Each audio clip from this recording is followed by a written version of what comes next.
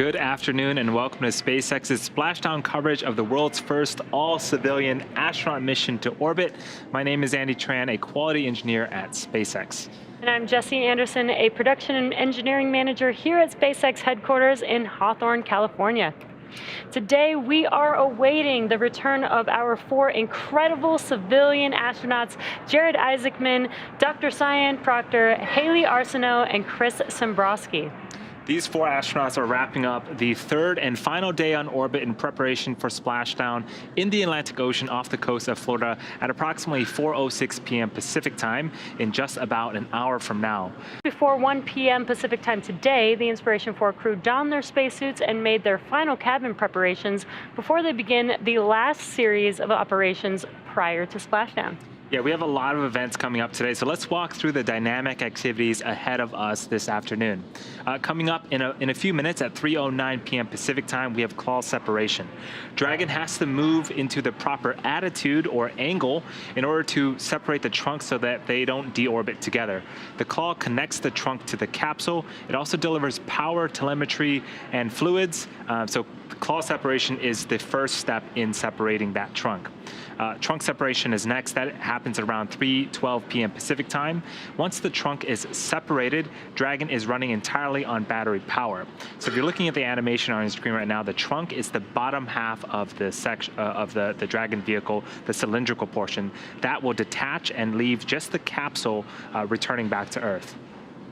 A few minutes after trunk separation at 3:17 p.m. Pacific time, we'll have the beginning of the deorbit burn. This is the last time that we'll use the forward bulkhead thrusters, and after that, we'll close the nose cone and lock it in preparation for re-entry. That deorbit burn is expected to last for about 15 minutes, and that is what will line up Dragon for re-entry into Earth's atmosphere. As the cabin continues to increase in temperature a little bit, there's nitrox that is used to cool the cabin and the suits to keep the crew nice and comfortable. The orbit sequence start in 5 minutes. You are now live.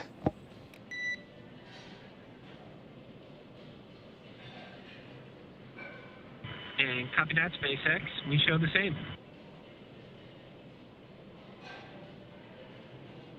So what we heard was the crew operations and resource engineer, also known as the core, communicating to the crew on Dragon. We'll hear those throughout the cast today as Dragon continues to prepare for deorbit and eventual splashdown on Earth. But so as we begin the deorbit burn and Dragon begins to make its way back to the Earth's atmosphere, we do pump nitrogen and oxygen through the cabin to make sure that the astronauts are nice and cool. And then we will close the nose cone, and this will cover the forward hatch thrusters that we use in the deorbit burn. And it also protects the cupola during re-entry. And then during re-entry, we will have a known COM blackout period of time. This is an expected loss of communications with Dragon for about 7 minutes as Dragon passes back into the Earth's atmosphere. About 7 minutes later, we will regain that communication around 3:53 p.m. Pacific time, although the timing is not exact. A few minutes after we get communications back, we're going to start to deploy our parachutes. First up, we have the drogue parachutes, and on screen now is test footage of the drogue chutes and the main chutes, testing the parachute system, make sure that everything is good. And these have gone through numerous amounts of tests to make sure that they are safe for flight. The drogue chutes are two smaller parachutes that are designed to stabilize the Dragon and slow it down before release of the main chutes, which you just saw on screen. Those are the four orange and white larger parachutes that will further slow down the spacecraft. Over the course of the 3-minute descent, the drogue and mains work together to bring vehicle velocity down from 350 miles per hour to just 15 miles an hour, at which point we have splashdown. That's expected to occur right at 4:06 p.m. Pacific time. After we splash down, we have about an hour before the recovery crew and recovery team goes through their checklist of procedures before we can get the crew out of the capsule. So we do have a very exciting day ahead of us. Now, once it's time for our crew to deorbit and splash down back on Earth, they'll be heading to one of the targeted sites supported by SpaceX. Now, all of these sites are located off the coast of Florida, either in the Gulf of Mexico or the Atlantic Ocean. And spreading the supported sites across multiple locations helps to maximize the return opportunities for this mission and future crews, lowering the chance that we'll have to wave off due to bad weather. Now, since Dragon is capable of splashdown on either side of the Florida Panhandle, we have two identical and fully equipped recovery vessels ready to support, one in the Gulf of Mexico and the other in the Atlantic Ocean. And it looks like we also got a live view onboard Dragon with our Inspiraton crew. Yes, this is the over-the-shoulder view. On the left-hand side, that is the mission commander, Jared Isaacman, and to his right is the mission pilot, Dr. Sian Proctor. So what they're interacting with are some LCD screens on Dragon that gives them a ton of information about the vehicle, about the mission profile, and they'll be tracking the Dragon vehicle all the way down to Splashdown today. Yeah, and Dragon is flying autonomously, but they will be following along with each dynamic event that happens, so that they are aware of every event that does happen, as they're going to feel a lot of the things that are happening. Yeah, so we're expecting them to experience about 3 to 5 Gs on re-entry, and I believe, is he watching a movie? That is great. They're just relaxing, very nice and comfortable inside Dragon.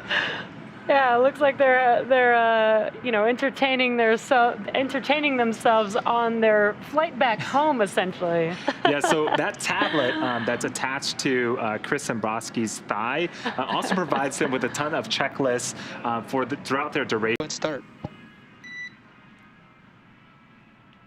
And copy that, SpaceX. We show same. Cool, so we got the call from the core that the deorbit sequence is starting.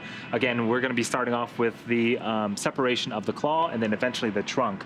So again, you'll hear those beeps throughout the cast today. Those are Quindar tones, and effectively what those do is they help to clear the air to make sure that communication to and from the crew and ground are nice and clear. So Jesse and I will try to pause and make sure that you guys also are able to listen in to that as well.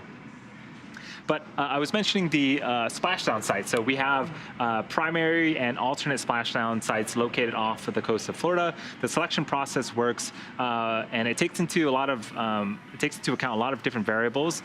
And it looks at weather. It looks at wave height, wave period, visibility as well. Yeah, and you can see on your screen, this is the primary landing site. And it looked like the waters were pretty calm, so that's pretty great. Today, our primary landing site will get the crew back home with a splashdown at about 4:06 p.m. Pacific time today. And for return, we'll be looking at a number of weather items. Some of the obvious ones that we do take into account is that there's no rain or chance of lightning in the recovery zone, both for the safety of the crew inside the capsule, but also the recovery teams on the water.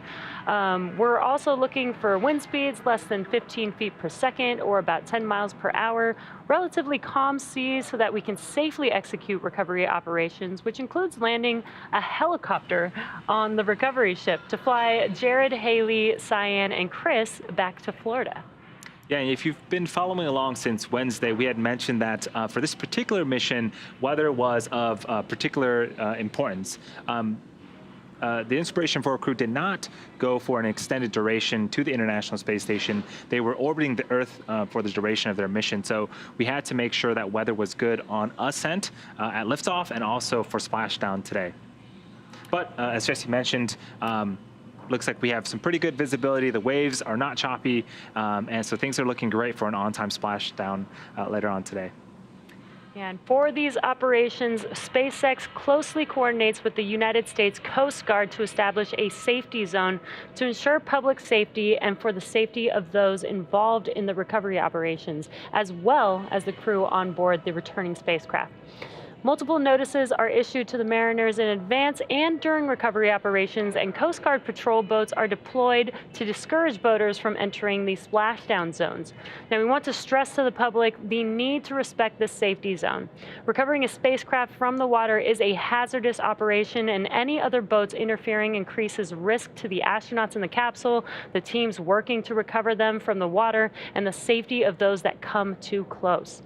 So for the safety of our crew and for your safety, we recommend that you sit back and watch, as we'll be bringing you the best possible views of our astronauts' homecoming. Dragon, nominal trunk jettison. And copy that, SpaceX. We definitely felt it. So it looks like we had successful call separation. Again, that detaches the umbilical that routes power and fluids from the trunk to Dragon. So now Dragon has also separated its trunk successfully. And so that does a couple of things for us. When we re-enter and the parachutes deploy, we want to make sure that there is as little mass as possible. It gives the parachutes a bit easier time to decelerate the vehicle. The second thing it does is there are some heat shields and some pica tiles that we'll talk about a little bit later on. And their job is to protect the capsule and the crew from all of the heat that's being generated during reentry. Jettisoning the trunk exposes that heat tile and allows it to face forward during reentry. Yeah, and again, now the Dragon capsule is on battery power. So the trunk typically provides power while they're in orbit.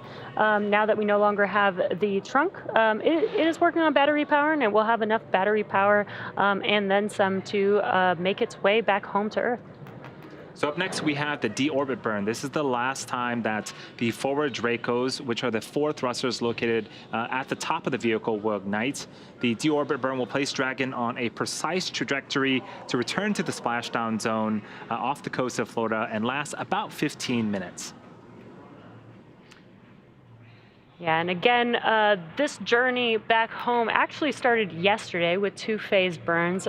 Those 2 phase burns, as you may know, the crew made their way all the way out to 575 kilometers away from Earth. I think the furthest they went was 590 kilometers during their mission. But the two phase burns yesterday did bring them back down to approximately 365 kilometers. So after those phase burns, this helps bring them just a little bit closer to Earth. And then today, after we've now jettisoned the trunk, we will have a deorbit burn, which will set them on the trajectory back to the splashdown landing zone. Yeah, so we are expecting that deorbit burn to begin in about 3 minutes. Again, it is going to last for about 15 minutes. And as Jesse mentioned, that is sort of the final burn before Dragon begins to reduce its altitude, get away from that orbital velocity of 17,500 miles an hour, and start to make its way to its splashdown zone off the coast of Florida. Yeah, So, yeah, very exciting day, and honestly for the crew, a very exciting week. If you've been following along, it hasn't even been a full week since they've started their dress rehearsals last Sunday. They lifted off and got into orbit on Wednesday, and now just a few days later, they're coming back home.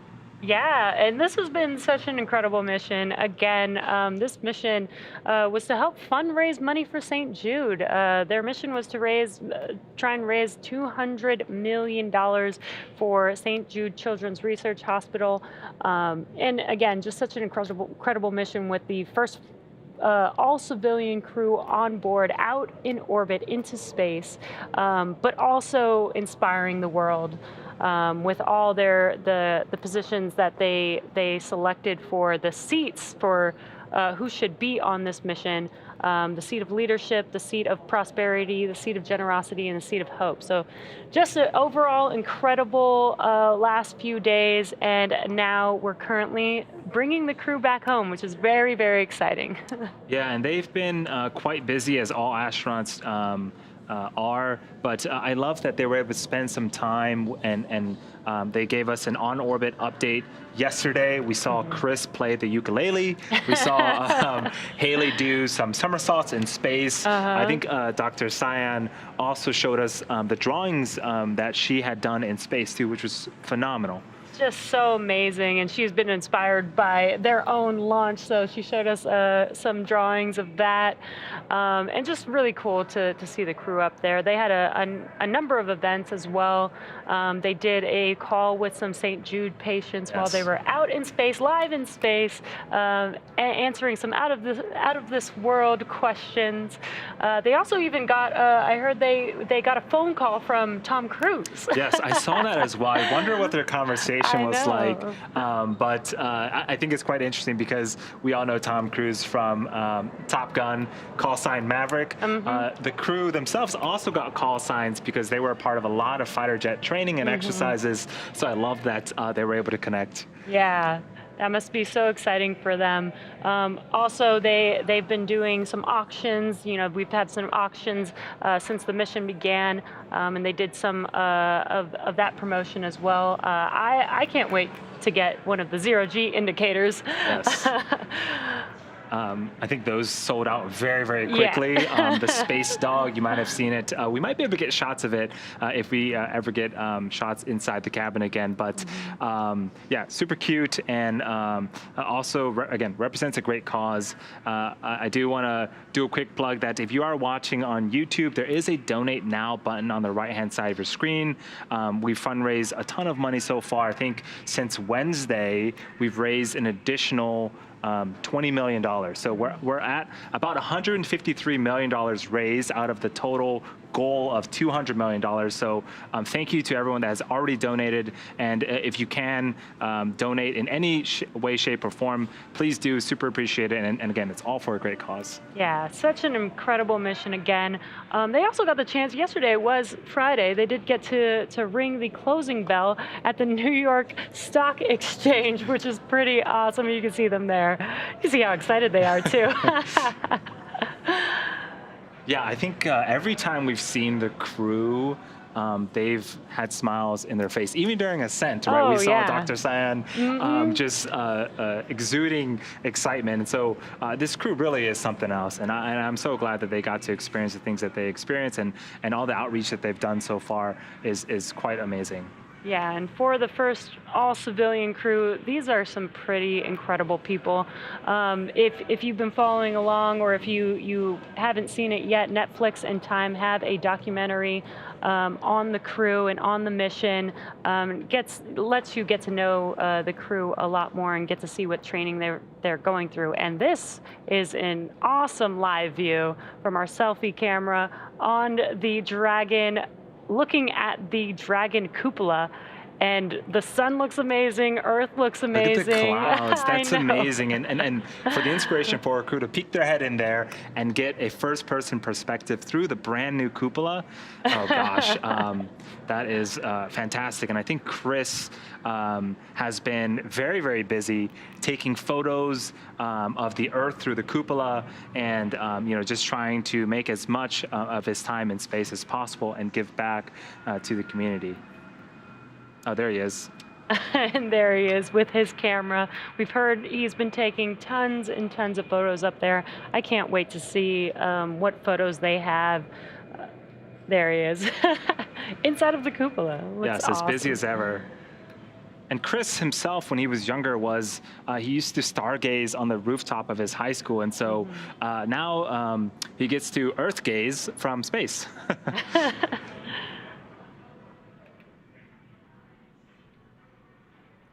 So we are getting confirmation that the deorbit burn has already begun. We're well into it. Again, it's going to last for about 15 minutes and end approximately at 3:32 p.m. Pacific time.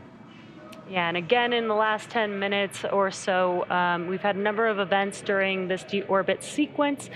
We had claw separation. The claw is basically what attaches the Dragon trunk to the capsule and has umbilicals between the two. We've jettisoned the Dragon trunk, exposing the heat shields on the bottom of the capsule. And now we are currently in progress of the deorbit burn, which is going to basically deorbit the vehicle and get it on a trajectory on its way back home to Earth. Yeah, the deorbit burn uses the Draco engines on Dragon. There's 16 of them on the forward, sort of underneath the nose cone. There are 4 there, and after we're done with this deorbit burn, we're not going to need those 4 anymore, so we'll close the hatch. Dragon also has another subset of engines known as the Super Dracos. We're not using them as part of the Splashdown. They're super strong, and they're really only reserved for the launch escape system during ascent or in case there was an emergency, but we're just relying on the Draco engines right now. And what you're looking at on your screen is a live view inside of Dragon. And on your left-hand side is the commander of this mission, Jared Isaacman. On the right-hand side was Dr. Sian Proctor, the pilot for the mission. And again, awesome view from the outside looking at the cupola on the Dragon and the 4 Draco thrusters. This is actually the location of where those 4 Draco thrusters are. And as Andy mentioned, once we do complete this deorbit burn, it's only going to last about 15 minutes. Once we complete that, we will begin to close the nose cone, which will basically cover this top portion that you're seeing on the screen. Yeah, I love this shot. If you pay close attention, so the team is suited up in their spacesuits. The gloves themselves are actually conductive, so they can still use the touch screen and interface with the monitors through the spacesuits. And right now we have the visors up, but the suits themselves, the way they're created, it's a one-piece suit, and the helmets are actually 3D printed and customized for each of the crew members. Yeah, and right now, Jared, Sian, Hayley, and Chris are currently using their screens on their tabs, and they're basically following along every one of these events. You know, they are out in space and inside of this vehicle, so when the thrusters do turn on, they do feel that, and they do hear some of that from inside of the capsule. It doesn't exactly sound like what you would hear an engine sound like down here on Earth, but they do hear some of the clicking of the valves when the engines do start. Yeah, so the Inspiraton crew has been on orbit for about 3 days. We're expecting them to splash down in about 40 minutes, actually. And so, especially after we finish the deorbit burn, things are really going to start to move. We'll close the nose cone, and then we're going to start, the Dragon capsule is going to re-enter the Earth's atmosphere. We're going to go through that period of communications blackout for a couple of minutes. And then the parachutes will deploy, and we're going to see them back here on Earth in just under 40 minutes. Yeah, and this is a significant thing to mention. There will be a blackout period for approximately 7 minutes, and that happens when the vehicle does enter back into the Earth's atmosphere. Outside of the Dragon capsule will heat up to almost 3,500 degrees Fahrenheit. And what that will do is cause a layer of plasma around the vehicle, which will prevent some comms from coming through. But once they are through that period, we should be able to regain those comms. The core here in Mission Control Hawthorne will do some comm checks to make sure that they have reestablished those comms between Dragon.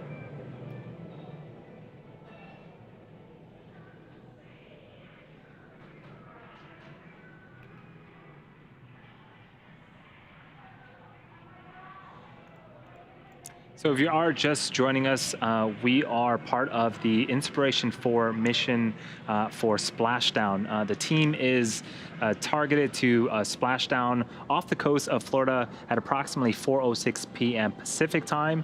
Right now, we are in the middle of our deorbit burn. So this is the final burn before the Dragon spacecraft really is on its final trajectory towards that targeted landing site.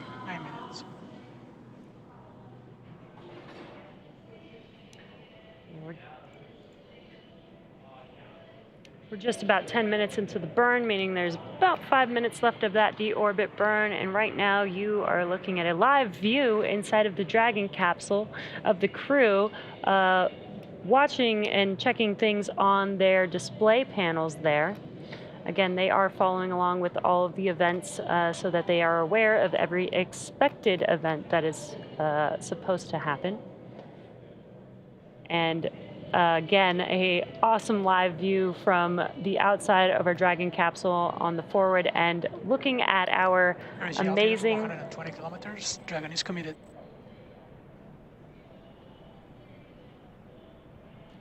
We just heard some comms that Dragon is committed. What that means is that they are committed to return back to Earth.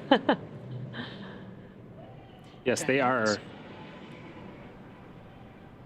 They are coming back, which is super exciting. 5 remaining.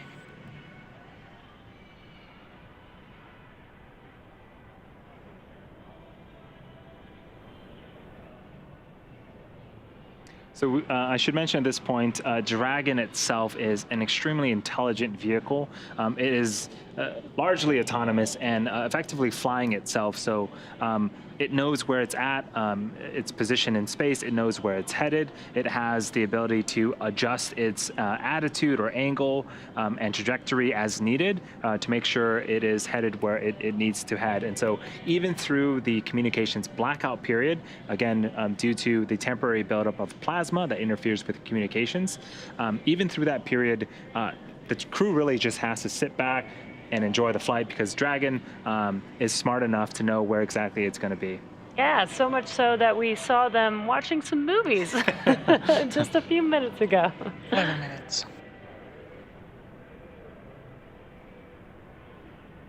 You are hearing on the comms just some status updates of that deorbit burn.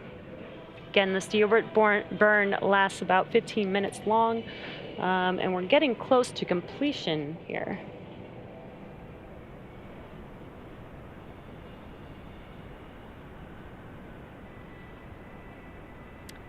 And actually, something to note, if there are people watching live for Splashdown, they might actually get to hear the sonic boom as quickly as Dragon re-enters the Earth's atmosphere and is coming down. You know, they will be traveling faster than the speed of sound, so you'll get a sonic boom when they come back through.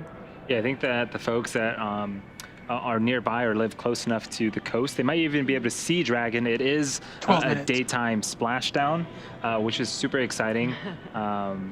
So yeah, in about 35 minutes, we're expecting Dragon capsule resilience flying for the second time and returning for the second time, and the Inspiraton-4 crew members to return back to Earth and splash down into the coast, off the coast of Florida. Yeah, and again, we just heard a call out that we're probably about 3 minutes away from that deorbit burn completing. But yeah, Andy, it's been so exciting. Just this mission overall has been so incredible.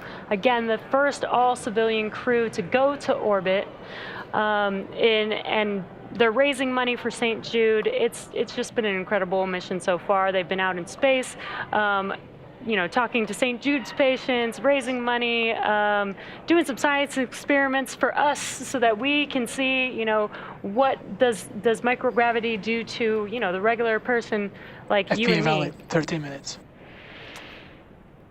Yeah, I think you bring up a good point that I don't think we've talked about yet, is all the science that they've done. We saw earlier in the week some experiments with some portable ultrasound devices. There's an experiment to study how fluid shifts and sort of the relevance of up and down in space that could potentially help contribute to motion sickness, both in space and back here on Earth. But the really cool thing, in my opinion, is all the data that they're going to gather, that's going to be put in a repository, and everyone has access to it, essentially. And so you typically don't get that with normal missions, but for Inspiraton-4, I think one of the hallmarks is they wanted to make sure that they were trying to further science as much as possible and further human space exploration. Yeah, having the access to that data available to literally the entire world only allows you to have, you know, as many people to utilize that research and you know, be able to do something with it. We're just that call out was just a minute remaining in this deorbit burn. Very exciting. So after the deorbit burn, again, we won't need the Draco thrusters in the forward bulkhead anymore, and so we will be initiating the close of the nose cone. Oh, here's a great animation. The nose cone is the very, very top. You're going to see it latch open. That's where the Draco thrusters are at, but after they're done firing, we're actually going to be closing it. And so if you're here since the beginning of this particular cast, the bottom section of the capsule, that's the trunk section, the bottom half of that has already been jettisoned. And right now, the top portion, the capsule, that's where the crew is in. And that is what is returning to Earth and making it splash down off the coast of Florida here in a few for burn minutes. termination.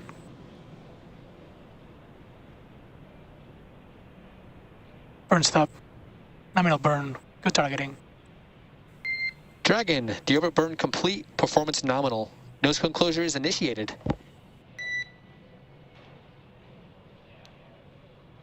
Copy that, SpaceX. We show the same. I believe that was Chris confirming that he had a nominal burn. Everything seems to be going great. And now, again, we've initiated the close sequence of the nose cone. So in the background, Dragon is currently inhibiting those forward bulkhead Draco thrusters that we had just used to complete the deorbit burn, ensuring that it's safe to latch the nose cone shut for re-entry. The vehicle also initiated the nitrox suit purge, and this will help keep the crew cool and comfortable during re-entry, which is coming up in about 20 minutes. At this point, the nose cone is closing and protecting the forward hatch for re-entry. The crew is using the screens that we saw earlier to monitor the locking of nose cone, which is done actually by a set of hooks. Yeah, and again, the nose cone doesn't just snap shut. It does take a few minutes, I think about 4 minutes or so to close. It is a very, technically and structurally sound seal that needs to happen there. So it needs to be very precise, which is why it's a very slow mechanism to make sure that it's closed. Yes, and we mentioned earlier, as Dragon is re-entering, it's going to form plasma, and plasma is effectively superheated Slow gas. to teeters bias. Entry attitude complete.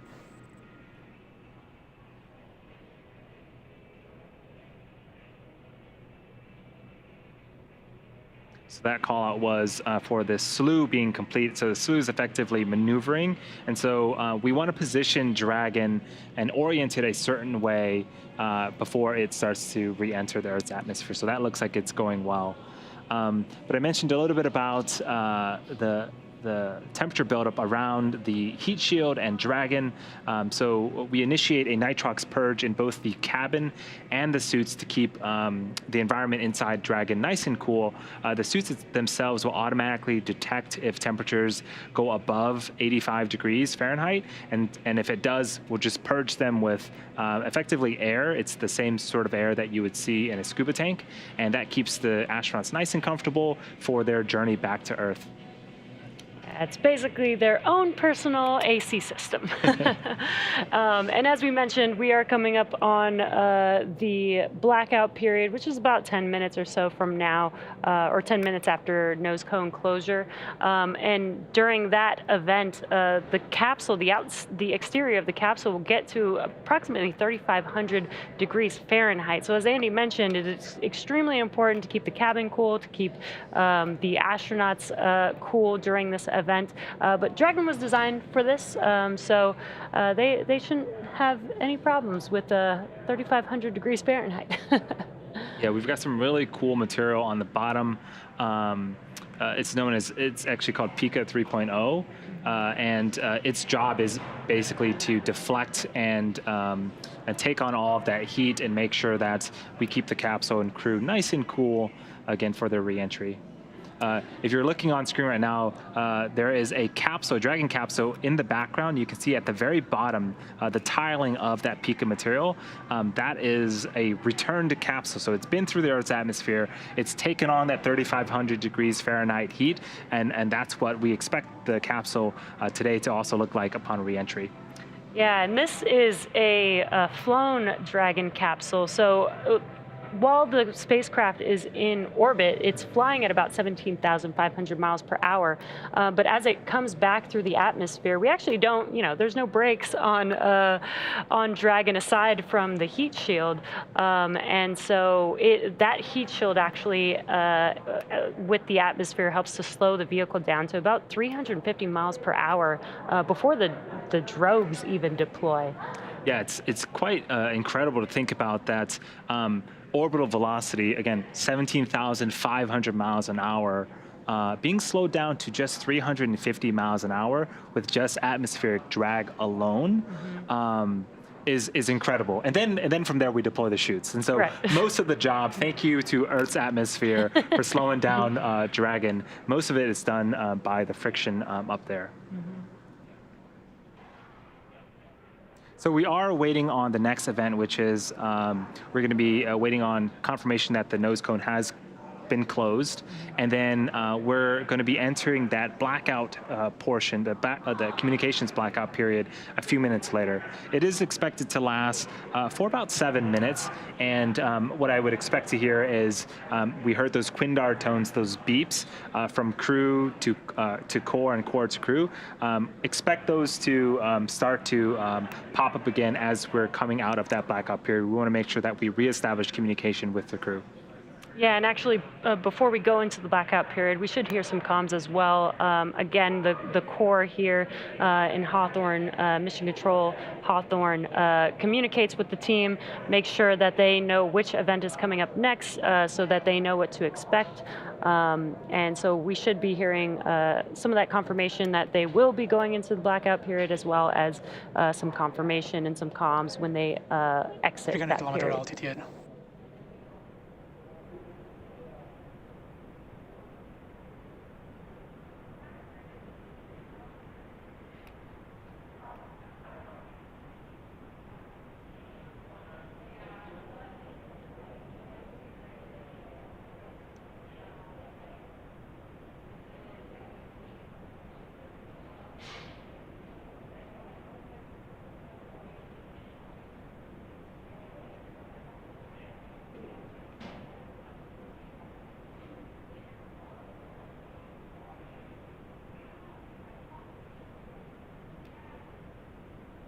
So again, we are currently just waiting for confirmation of nose cone closure. Once we confirm that, the next event after that will be the blackout period that we have mentioned. Again, that will last about 7 minutes.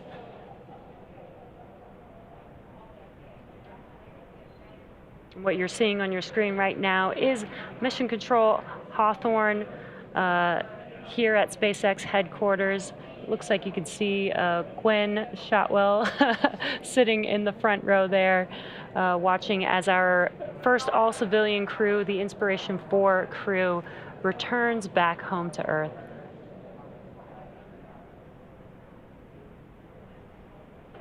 Yeah, and the recovery team and the launch team did a great job looking at weather, looking ahead, because Florida weather in the fall it can be tricky, but we got excellent weather during liftoff on Wednesday, and a pretty darn good weather right now for Splashdown as well.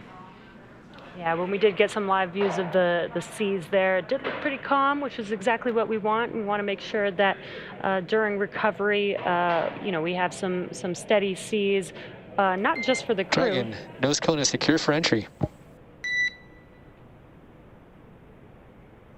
Copy that, SpaceX. We show the same. Sounds like we got that confirmation of nose cone closure. So as we begin the second half of entry, Dragon is now beginning to flush nitrox into the cabin and continuing to top off the Inspiraton-4 crew's suits with cool air. Again, this is what will allow the cabin temperature to remain comfortable, while external temperatures can reach upwards of 3,500 degrees Fahrenheit. Again, the heat shield is pointing forward. That's the leading structure that is going to be heading into re-entry, and that's going to be what leads the capsule to the landing site. And again, the exterior of the capsule will get to approximately 3,500 degrees Fahrenheit, but again, Dragon was designed for this dynamic event, so there will be some cool air inside of the cabin. It's environmentally controlled, as well as through their suits. They do have their personal air conditioning inside of their suits, where they will get a flow of nitrox. And as Andy mentioned earlier, there are sensors in the suits, so they don't even have to think about if they're getting too hot or not. The suits will just automatically keep the environment controlled inside of their suits for them. Okay, this is a great view of the suit. First off, looking super slick and super cool, but it is essentially a mini spacecraft. There's an umbilical from the leg portion that will hook up to Dragon, and that will route communications and electronics, as well as, again, routing the air needed to keep the suit pressurized in case of a depressurization event, or if they need to be purged with cool air, it can do that as well. And some of the cool manufacturing features, the helmet is 3D printed.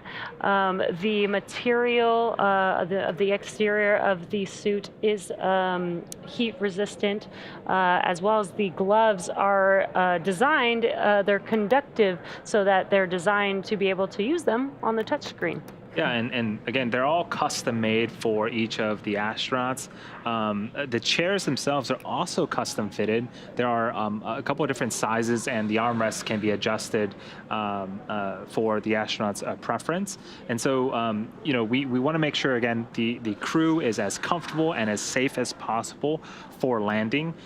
The seats will actually recline up to its landing position, and then there is a 5-point belt that will keep the astronauts in place to make sure that everything is nice and comfortable for the team. And we have a Dragon tracker, and that's what you're seeing on your screen. You can see that Dragon is currently to the west of South America there. And on their way, you can kind of see their trajectory heading towards the coast of Florida for their splashdown today.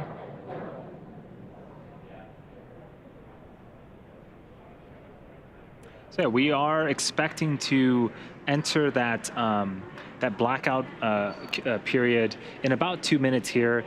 We should hear the core communicate to the team here in a couple of minutes that we are again entering that blackout period, and then we'll reestablish communication once we're through with that. Dragon, SpaceX for entry brief. Go SpaceX. Jared, you're looking good. No deltas to timeline. Vehicle's nominal, tracking no issues. The deorbit burn was right down the middle with nominal landing site targeting. No deltas on weather or recovery, and we're looking forward to having you home shortly.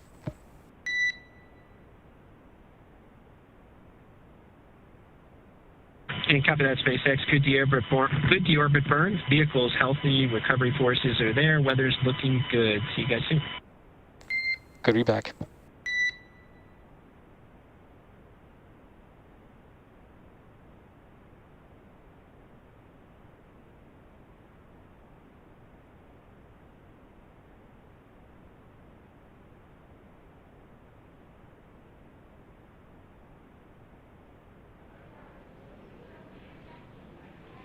So we heard some awesome calls from the core.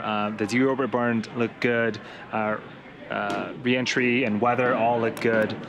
So everything you would want to hear for Splashdown, we got it. And so things are looking great for Splashdown in about 20 minutes here.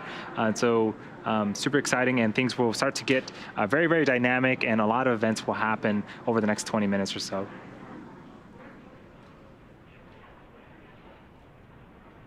So at this point, we are entering here shortly a communications blackout period, which lasts approximately 7 minutes due to plasma formation around the spacecraft.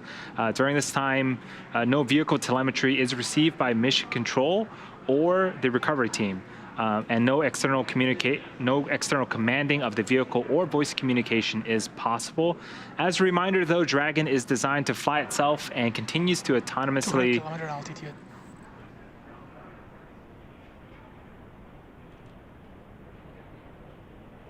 So The Dragon is designed to fly itself and continues to autonomously use its Draco thrusters to orient itself during re-entry. So during re-entry, the vehicle will be slowing down from orbital velocity, which is approximately 17,500 miles an hour, all the way down to about 350 to 400 miles an hour before we deploy those chutes. And we did hear a call out of 200 kilometers. That is basically telling us that the Dragon capsule is getting closer and closer to Earth. Again, they went all the way out to orbit at about 575 kilometers from Earth. I think the furthest they went was 590 kilometers. But now they're on their way back home, so they're approximately 200 kilometers at this moment.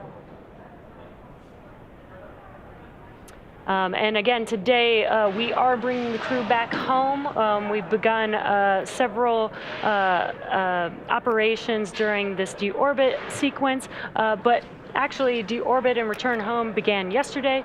We did have a couple phase burns yesterday that brought the vehicle down to approximately 365 kilometers, and now we're getting closer and closer to bringing the crew back home. It's getting really exciting over here. Can't wait to see them back on Earth after their trip to orbit. Yeah, so Jesse mentioned yesterday we started some downhill phasing burns. There were 2 of them to lower the altitude. Earlier today we saw, we didn't see, but we got confirmation of the trunk jettison. We completed our deorbit burn successfully, and right now Dragon is going through its re-entry phase and through its blackout communications portion. And shortly here we're going to have splashdown after our parachutes deploy. And, you know, I can't believe this mission has come and gone so quickly. The crew has been, again, super busy, and I do want to remind all of our viewers that this Inspiraton mission, this Inspiraton crew, it's all for a great cause. We want to make sure that we further human space exploration. We want to do a ton of science, and we want to fundraise for St. Jude Children's Research Hospital. The goal is $200 million. Jared Isaacman donated $100 million himself, and we're a little over halfway through the other $100 million that we want to fundraise. So if you're watching on YouTube, if you have a computer nearby, you can go to inspiraton4.com/donate and support the cause there. There's also a bunch of different things like auctions. Dragon, SpaceX, please verify crew entry preparations complete with tablets, restraints, visors, and feet. And copy that, SpaceX. We were just waiting a little bit longer, but we'll do it right now.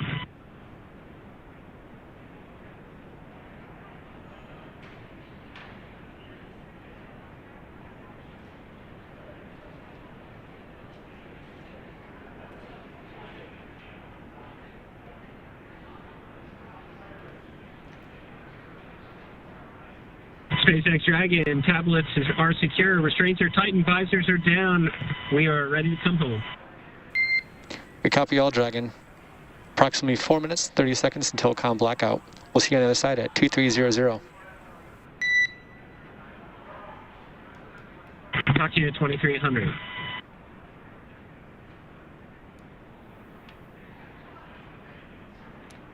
Just under 5 minutes away from that blackout period. So what you're seeing on your screen is the core, the crew operations and resources engineer communicating with the crew on board Dragon, preparing for re-entry back into the Earth's atmosphere. So they're closing their visors and making sure that their 5-point harnesses are secure, basically doing all their preparations for that re-entry.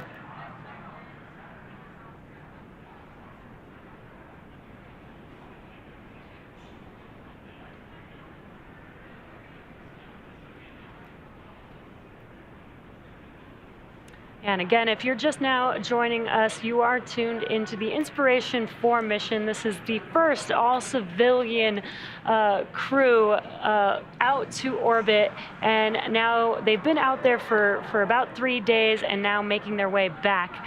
And the crew on board is Jared Isaacman, who's the commander for the mission. He is the 38-year-old CEO of Shift4 Payments. He has been a fighter pilot for many, many years. He's flown in over 100 air shows. and always does a fundraiser or a charity event with every one of his air shows, and he's doing the same thing with this mission, which is pretty incredible. Up next, we have Hayley Arceneaux. She's 29 years old, and she is actually the youngest American to fly in space ever. She's also the first. Slowing away from its teeters by his attitude. Continuing to get great calls. Hayley is also the first in space with a prosthetic. She is a pediatric cancer survivor and also a physician assistant at St. Jude Children's Research Hospital, same place that saved her life when she was 10 years old.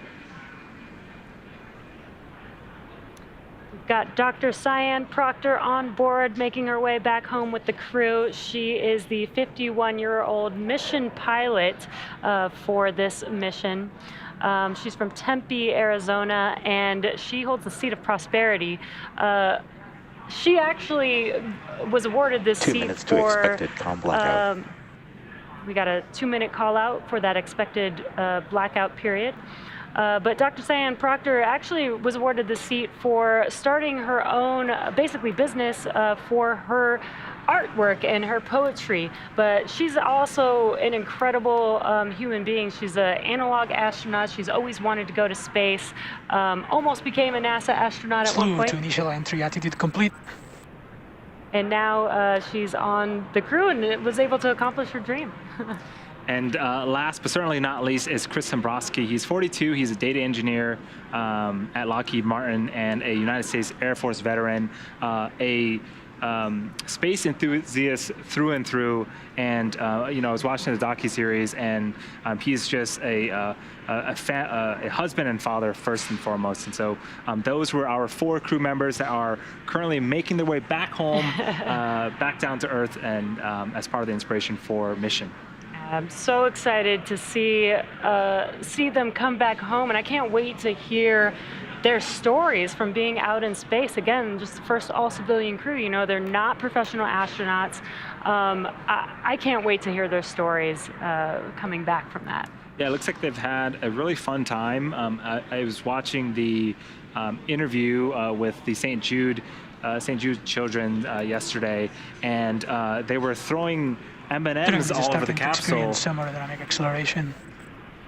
And with the microgravity just darting them down and trying to chase them down. So they're obviously very, very good friends, and work very, very well together. And we are entering this blackout 100 period. kilometer altitude.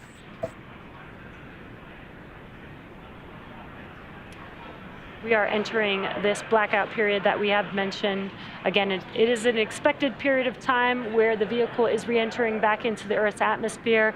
That generates a lot of heat, about up to 3,500 degrees Fahrenheit, which causes a plasma layer to form around the vehicle. So we do lose comms with the crew. They've already done their pre-blackout period operations, making sure that their visors are closed, they're strapped in, and they're ready to re-enter back into the Earth's atmosphere. And so we do expect to regain comms about 7 minutes after they've entered the blackout period.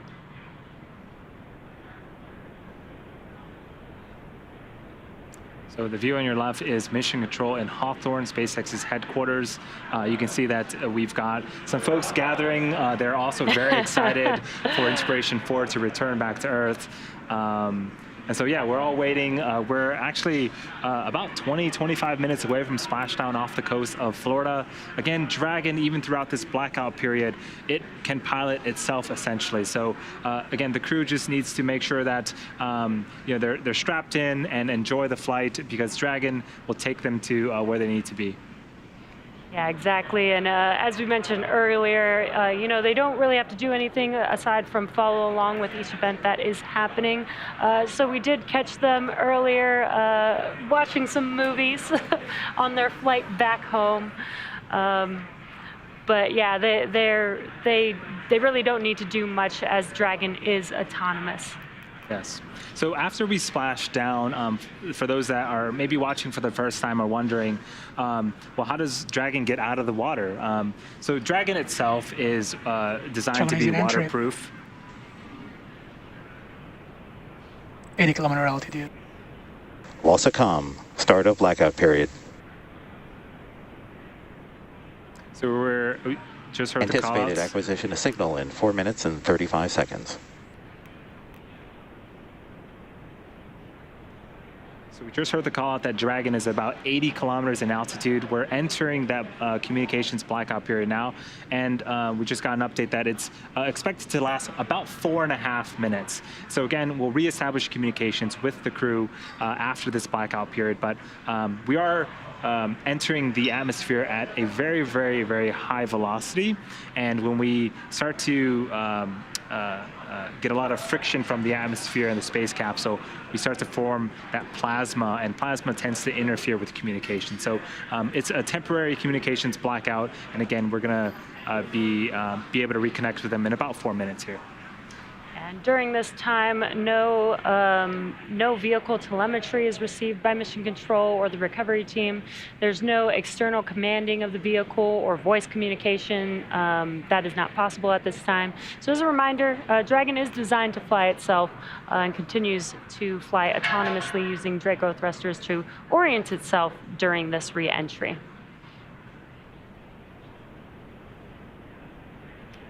Now, during this re-entry, the vehicle will be slowing down the orbital velocity from 17,500 miles per hour, and the use of just the atmosphere will bring the vehicle down to about 350 miles per hour before we even deploy the drogue chutes. Yeah, a few minutes after we get communications again, we are expecting to deploy the sets of parachutes. We have 2 sets. The first, again, are drogue chutes. There's 2 of them. Their job is to slow the vehicle down from about 350 miles an hour to about 120 miles an hour, and those deploy at around 18,000 feet. Shortly after that, we'll deploy our main parachutes. There's 4 of them. Those are larger, circular, orange and white chutes, and their job is to slow the vehicle down from 120 miles an hour to about 15 miles an hour, and then we'll make splashdown off the coast of Florida in the Atlantic Ocean.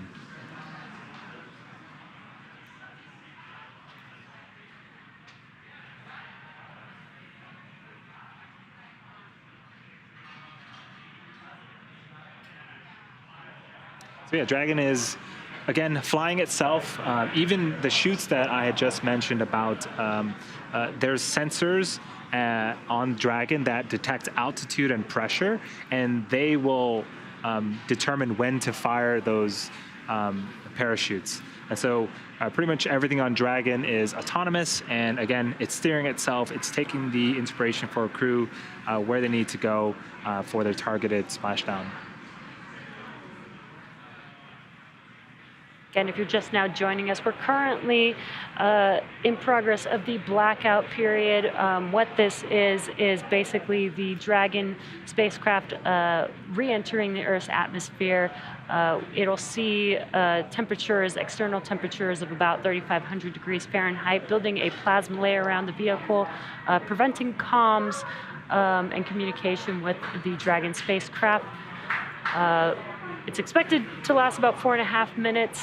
We're a little over halfway through that right now, so we should, in a couple minutes here, start hearing some comms from the core, checking in to regain that communication with Dragon.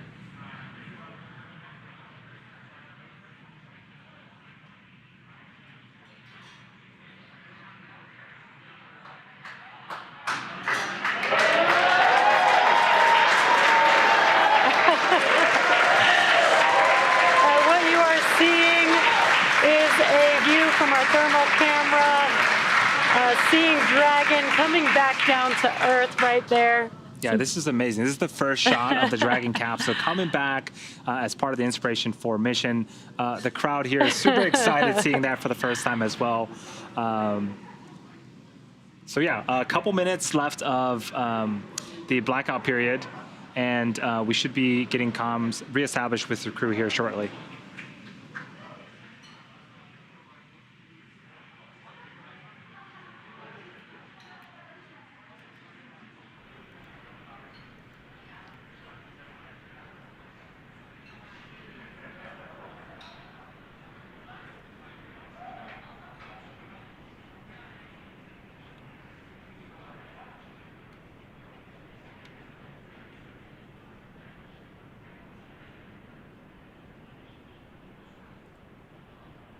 What you're seeing on your screen right now is on the left-hand side. That is Mission Control Hawthorne. Dragon, GPS converged. Expect nominal altitude for drogue chute deploy. Copy that, SpaceX. We show the same.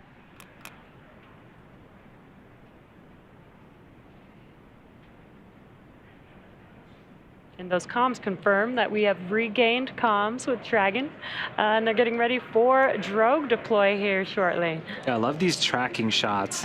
Again, that is Dragon in the center of your screen. We've got visuals of it, and we're expecting drogue chutes to deploy, and then the main chutes shortly after that here in a couple of minutes.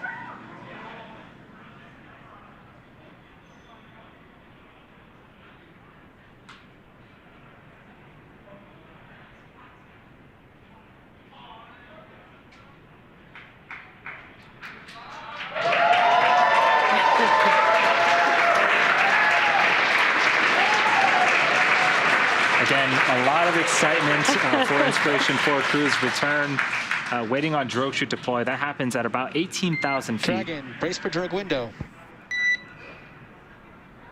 Copy that, SpaceX. We're bracing.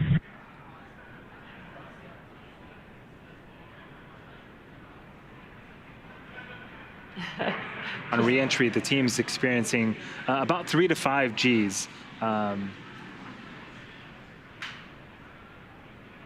We heard some words to have them brace for drogue deploy. They will feel the difference in speed when the chutes do deploy. That was what the core mentioned there. That's such a cool shot of Dragon coming back down to Earth. It looks very fast in this camera view here.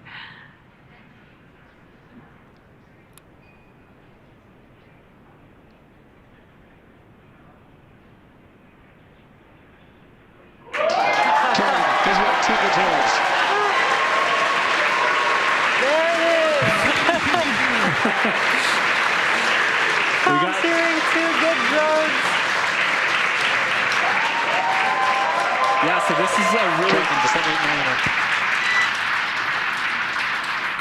is a great shot of Dragon looking up at the drogue chutes. A lot of communication going back and forth between the crew and ground station, but the drogue's job is to slow the vehicle down from about 350 miles an hour to 120. We are expecting the main chutes for these to cut off and the main chutes to come shortly after this.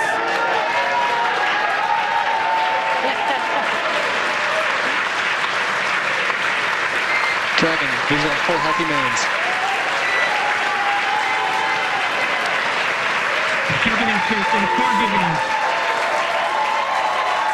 Dragon, descent right nominal.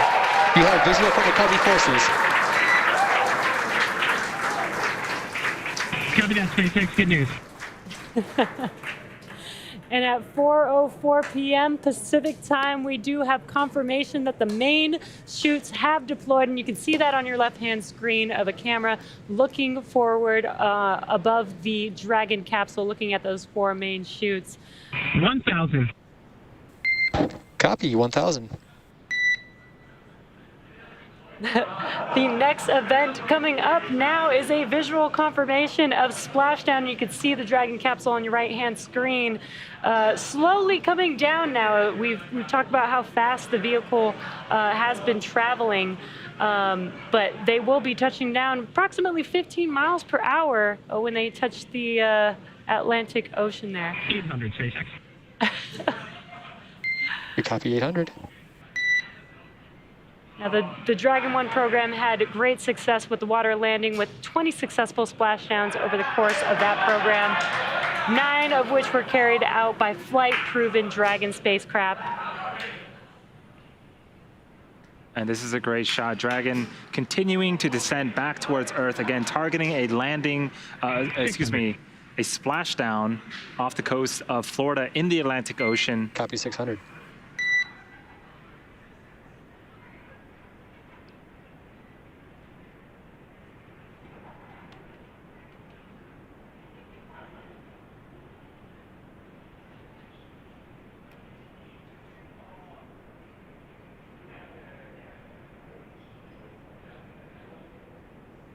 400. Copy 400.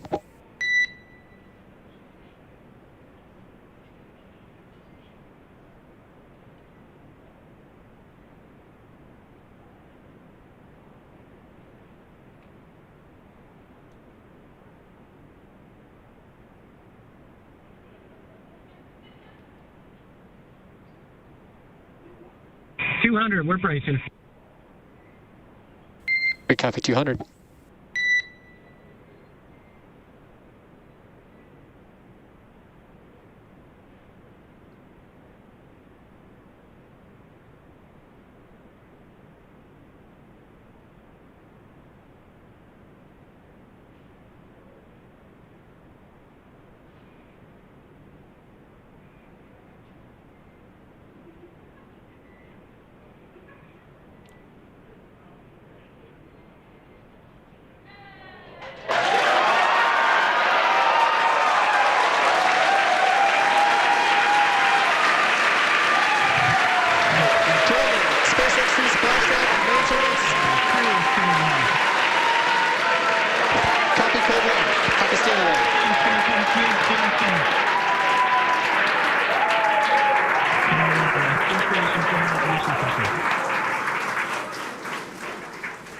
Inspiraton, on behalf of SpaceX, welcome home to planet Earth. Your mission has shown the world that space is for all of us and that everyday people can make extraordinary impacts in the world around them.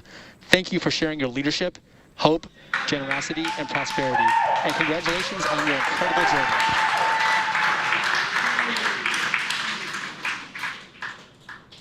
Thanks so much, SpaceX. It was a heck of a ride for us. It's just getting started. Copy, just getting started.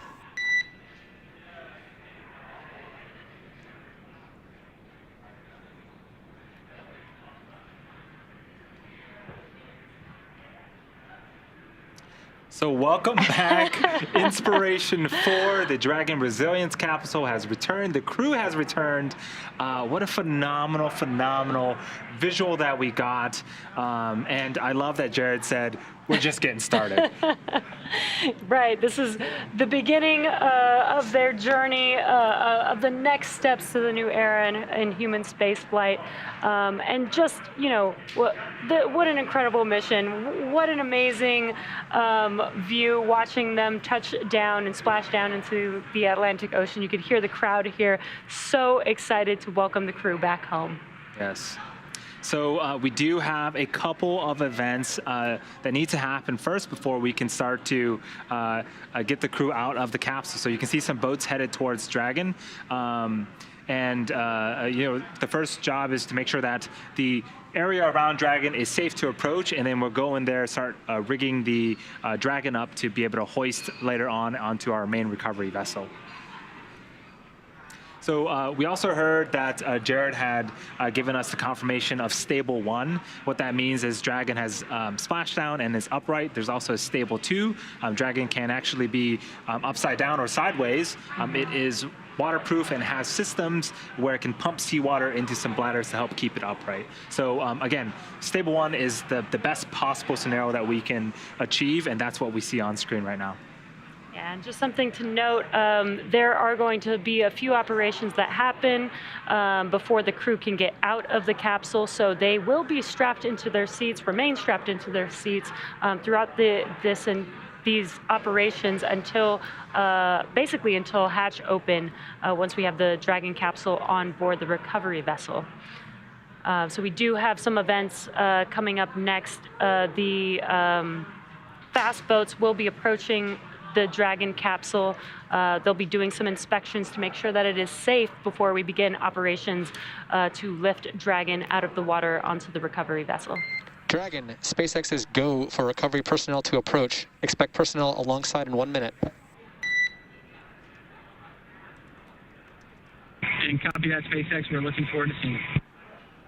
And Dragon, with that, we request to come aboard via display cam. And say again, SpaceX? Requesting permission to come aboard via display cam. Permission granted. Come aboard, SpaceX.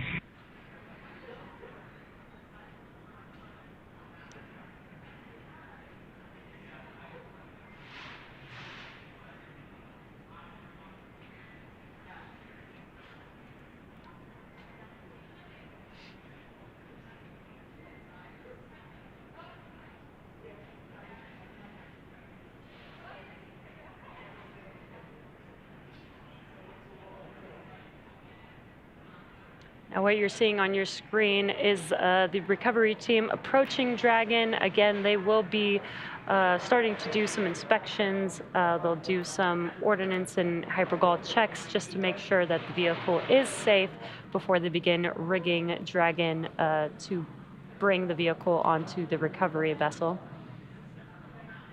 And I think on the left-hand screen, that is someone on a jet ski helping to pull some of those chutes out of the water. They did automatically detach from Dragon once the vehicle splashed down. So now they are removing them from the water. Yeah, it is super important that we cut those main parachutes. We don't want any type of wind or even the water to pull or drag the Dragon capsule. But when we did see Dragon splash down, we also saw really good visuals of the mains being cut as well. There is boat and personnel that are going to go out there and collect those chutes as part of the recovery operation. We are expecting about an hour from splashdown until we can get the crew outside of the capsule. Again, we're going through a series of safety checks and some other operations to get Dragon hoisted, rigged up, and lifted up onto the main recovery vessel before we can open that side hatch and get the crew out. It was very, very exciting. I think the couple of seconds leading up to splashdown, you could hear a pin drop here in Hawthorne. But as soon as we made contact with the water, excitement erupted, and it was just amazing. Again, this is the Inspiraton crew, the first all-civilian mission to orbit with 4 incredible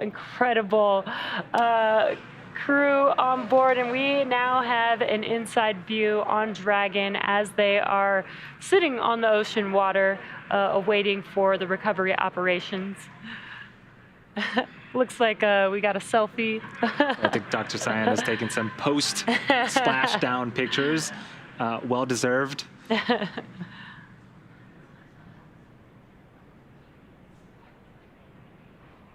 And again, this is standard procedure. We do have some crew climbing on board Dragon. They're performing some inspections, just making sure that the vehicle is safe prior to the next step. Dragon SpaceX, hypergol sweeps and ordnance checks are nominal. Rigging is in progress. Approximately 5 minutes until capsule lift.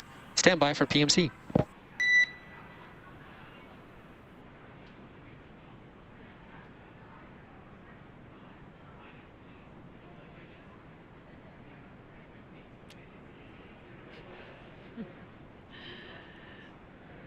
Some excitement from the crew on board. And if you noticed the difference in view, the camera actually has not moved, but the seats, from what you've seen previously of this view, the astronauts are actually rotated a little bit more forward, and that is for these return operations instead of the reclined back position.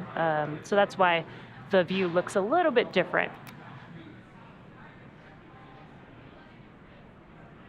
So on the right-hand side, we do see the rigger climbing up on the Dragon capsule to attach some hardware, so that way Dragon can be lifted and hoisted out of the water using our main recovery ship, Ghost Searcher, which will be approaching the vehicle in a few minutes here. So that hardware is important, and that's how we get Dragon out. We hoist it and we actually put it on what's called a nest, and then we'll perform some more checkouts, make sure everything is good before we open up that side hatch.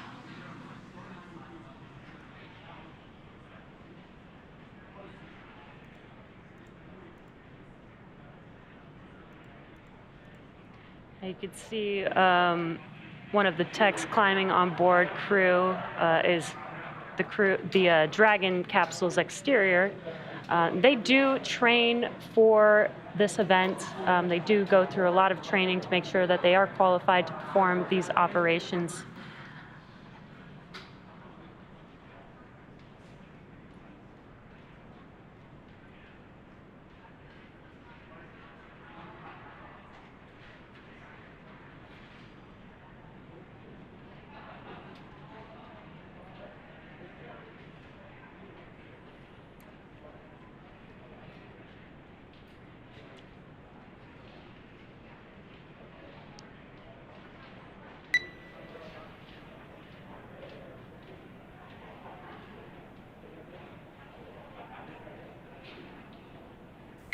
Dragon SpaceX, with you public.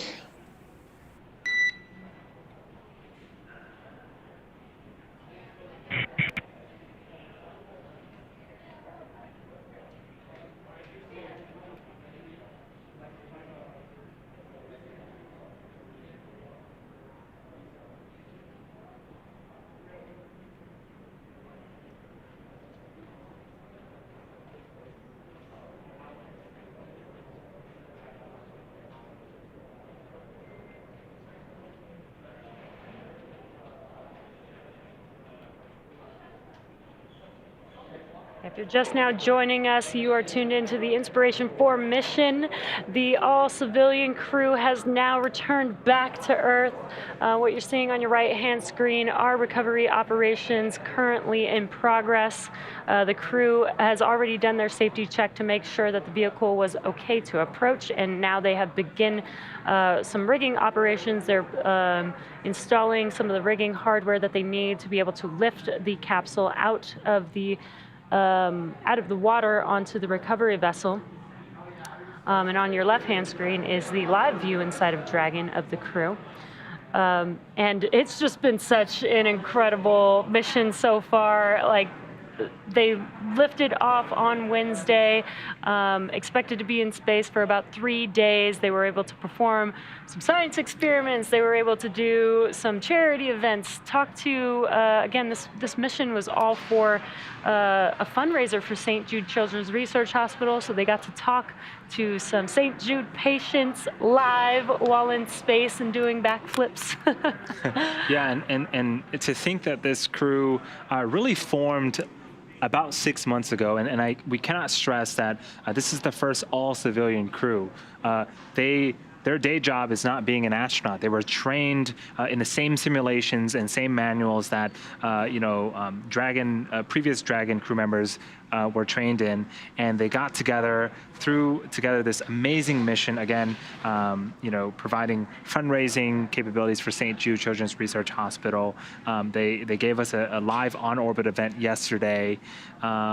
And they spent a couple of days in space, did some art, did some photography, did some somersaults, and now they're back on Earth. And in a few minutes here, they're gonna take a fresh breath of fresh air from fresh breath of Earth air for the first time in about 3 days. It's very, very exciting. Yeah, I cannot wait to hear the stories that they have to tell us. You know, we did get some of those live events, but they were out there for 3 days. That's quite a bit of time being out in microgravity in a spacecraft. So I'm really excited to hear what their experiences are really like. With the NASA crew missions, we typically get to hear, some of their thoughts of the Dragon spacecraft. Would love to hear more from, just a all-civilian crew this time around, not professional astronauts.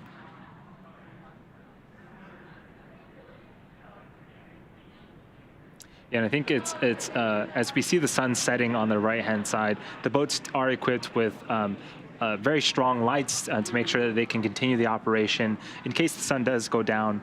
But one thing I do want to reiterate is weather and how great that's been for us. We had a phenomenal day in terms of weather Wednesday during ascent, and on return, you can look at the ocean now, and it's not choppy. There's no waves, essentially. It's basically like pool water, and so the Dragon capsule is there. It's floating there now because it's not choppy.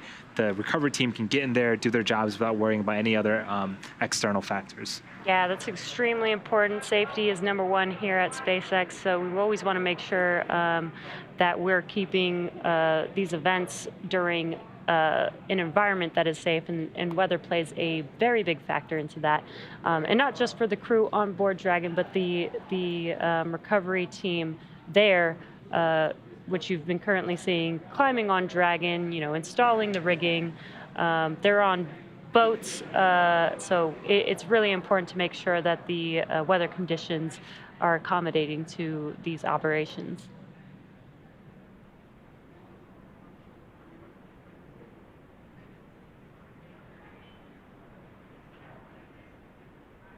Yeah, so we are expecting the team to finish installing all of the equipment needed to lift Dragon out of the water in a few minutes. And we should see another boat approach the Dragon capsule, and that will be where we essentially hook it up to a crane on the back of the boat, lift it up out of the water and onto the recovery vessel.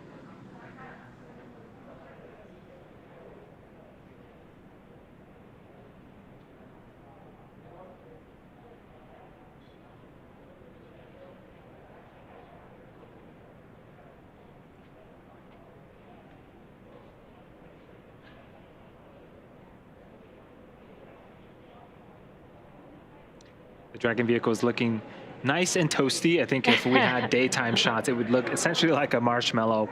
Again, when it's re-entering the Earth, it can get quite hot on the exterior, and the Pika material is doing its job and absorbing the brunt of that heat.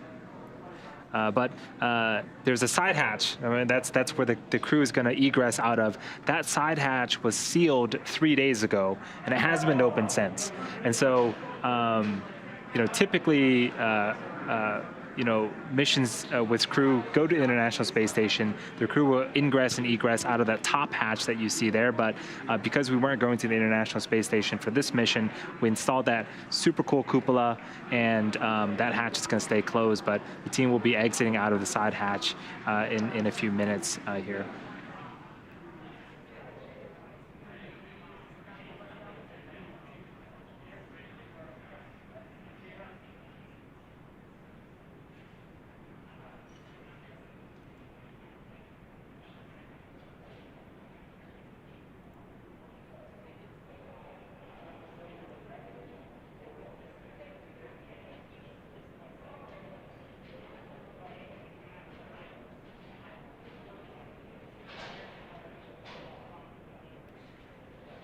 Right now, we're currently performing recovery operations. We have a crew there on one of the fast boats installing rigging onto the Dragon capsule. This will help them lift the Dragon capsule onto the recovery vessel into what we call the nest, the Dragon nest on board. We'll reorient and locate the vehicle on the recovery ship in a position where we can open the hatch and then have the crew step out for the first time since Wednesday. When they open the hatch, we will have a medical officer check on them first. It's pretty standard procedure to make sure, they have been out in space for 3 days. So we do want to make sure that the crew is okay. There will be a team there helping them every bit of the way to make sure that they are okay as they walk to the medical room on the recovery vessel.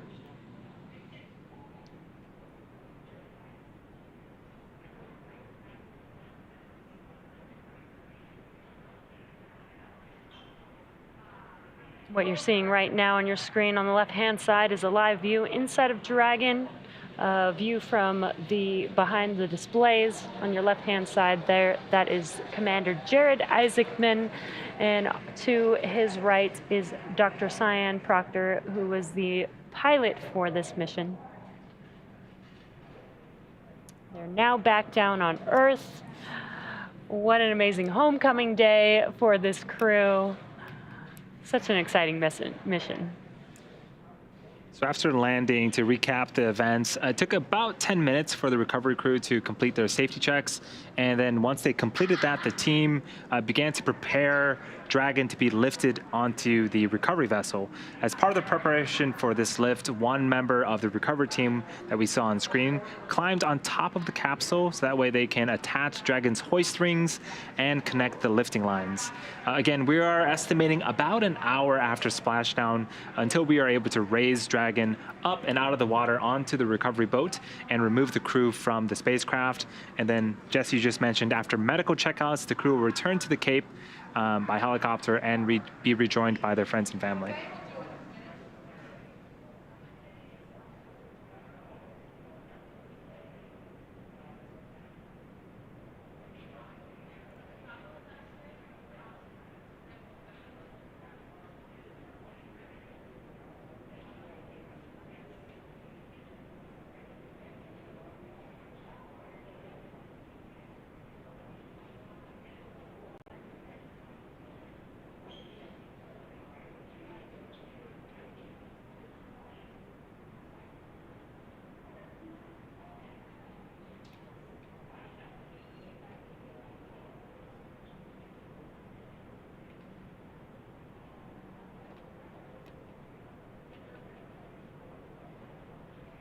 If you're just now joining us, you are watching the Inspiraton mission. The Inspiraton crew, first all-civilian crew to orbit, is now back down on Earth. And currently in progress of the recovery operations. They're currently out in the Atlantic Ocean as the team is rigging up the capsule to get it ready to be lifted onto the recovery vessel. And what you're seeing on your left-hand screen is a live view of the crew inside of the vehicle at the moment. Yeah, we splashed down just a few minutes after 4 p.m. Pacific time. We also had great visuals of the Dragon spacecraft returning back to Earth. We saw some really great shots from the Dragon vehicle looking upwards to the drogue chutes and the main parachutes. And then we had a nice soft water landing in the Atlantic Ocean. And again, we're waiting for the rigging equipment to be installed. That way we can get the vehicle out of the water and then the crew out of the Dragon Resilience capsule. Rigging is complete. Approximately 5 minutes until capsule lift. Okay, copy that, 5 minutes, and we are back to in-flight entertainment. We copy in-flight entertainment.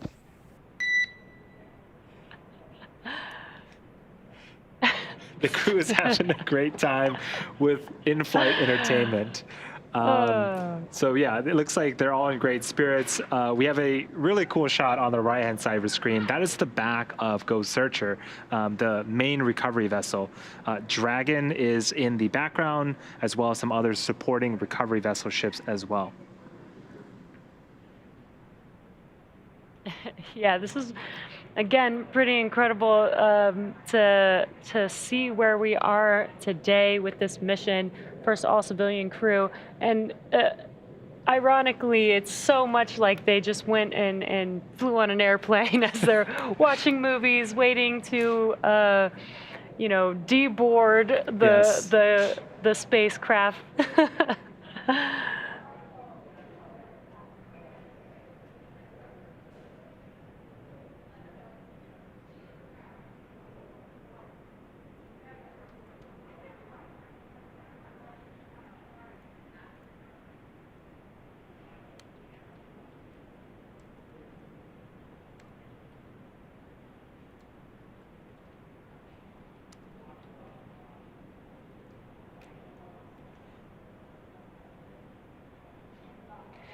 And again, this mission is a fundraiser for St. Jude Children's Research Hospital.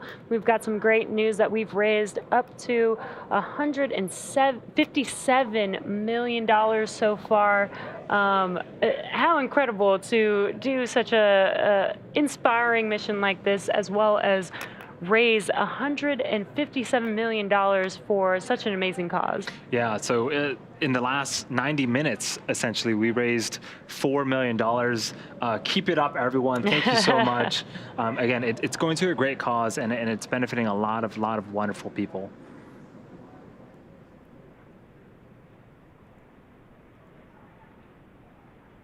Again, currently in progress are recovery operations. So far, they've already inspected the capsule for safety before installing some rigging hardware. We got some comms that they will be ready for, that rigging setup is complete, and they will be lifting the vehicle in a few minutes here. Again, this is Ghost Searcher, and what you're seeing on your right-hand screen at the end of Ghost Searcher is the Dragon Nest. It's basically the nest or stand that Dragon will be lifted onto and set into.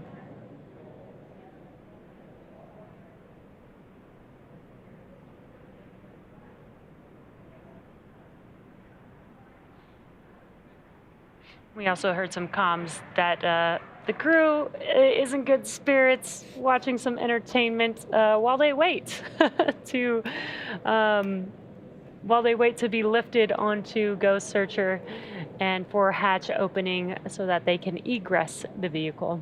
Yeah, they've been busy doing a lot of work for a lot of great causes. So now that they're back on land, we want to give them a very smooth experience. They can just sit back, relax. We'll take care of everything else. We can see that the gap between the Go Searcher boat and Dragon is starting to close. We are expecting to hoist Dragon out of the water and again put it on that nest that you see on the bottom middle of your screen in a few minutes here. And weather has been just great for us today, actually through this whole mission. This is such a unique mission where we did have to ensure that weather upon liftoff as well as return would be well. And not just the weather in the atmosphere, but the water where we are landing. And you can see on your screen that it's very calm. This makes it really a lot easier for the crew to perform the recovery operations. Just great weather all around for this mission.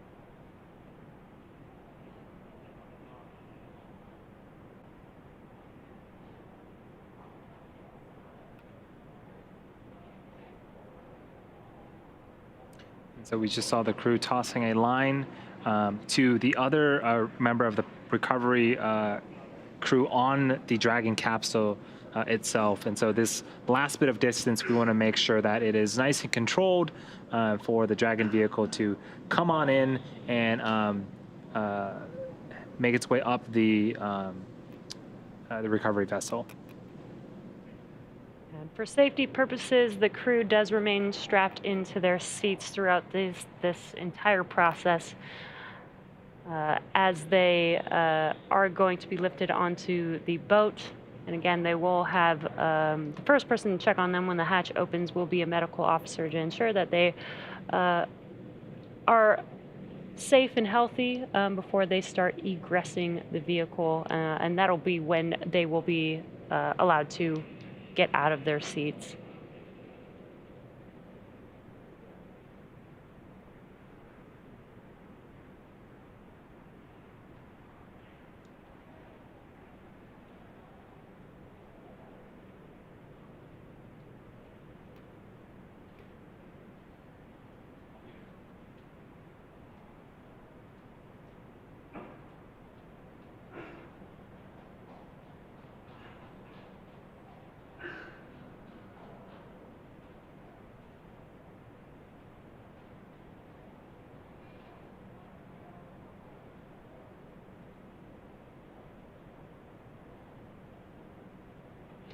We've got a crew member on the Dragon capsule at the moment. And again, they are helping with the rigging and hoisting process to lift that Dragon capsule onto the recovery vessel. And again, they have done several hours of training for this particular role. So they are professionals. Dragon, brace for capsule lift.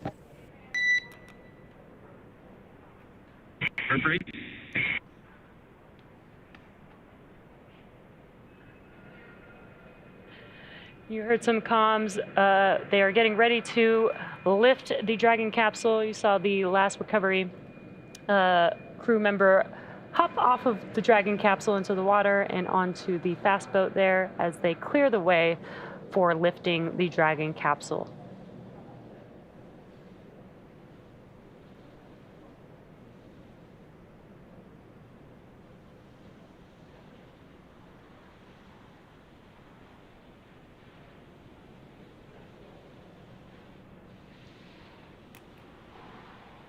And here comes Dragon out of the water.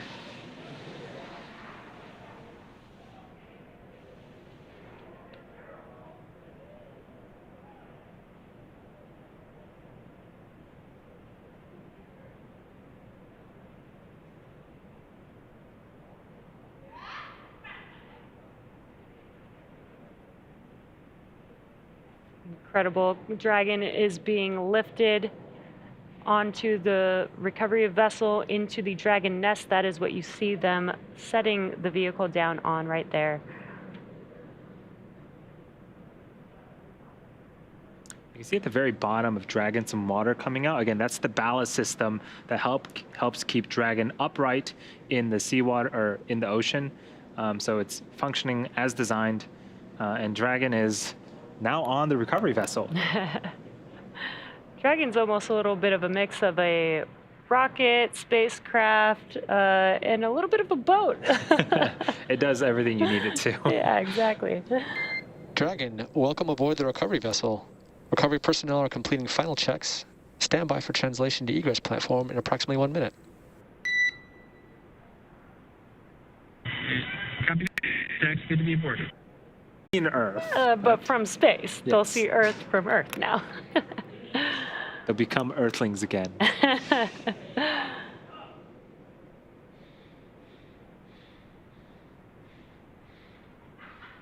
And what you heard was some comms, just letting the crew know that they will be translating the Dragon on the nest and reorienting it into a position on Ghost Searcher so that it is in a good, stable position for them to open the hatch.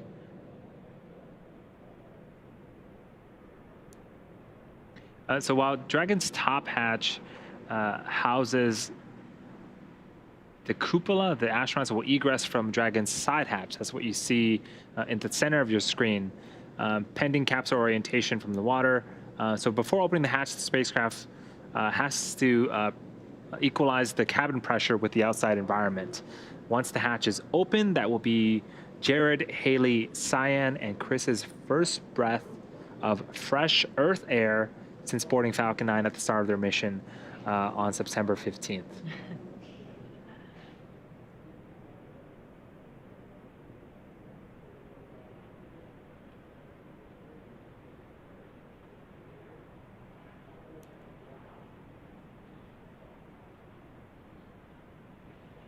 If you're just now joining us, you are watching the Inspiraton mission. The Inspiraton crew is back home on Earth. We have lifted Dragon with the crew onto the recovery vessel, and currently in a minute or so, they should be translating the vehicle into a position where they can open the side hatch and then perform the next steps for egressing, which will include a medical officer checking on them prior to that egress. Yeah, and on the right-hand side of your screen, that's a live shot inside the capsule. Dragon, translation imminent.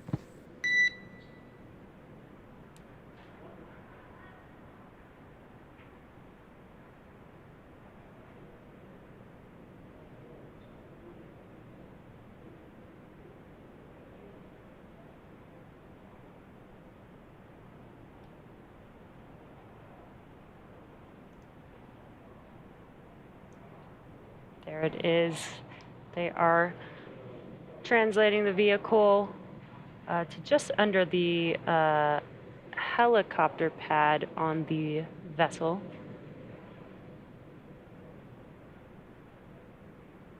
Looks like they're starting to wash it down, get it clean, prepared for that hatch opening. Yeah, this is essentially an egress or a platform for the crew members to exit. Dragon is quite large, and the side hatch is quite a bit a ways up, and so we want to make sure that when we open the side hatch, they can just comfortably get out. And what they have there is a ladder as they prep for hatch opening. There's a few things that they do have to do here for preparation before they open up that side hatch.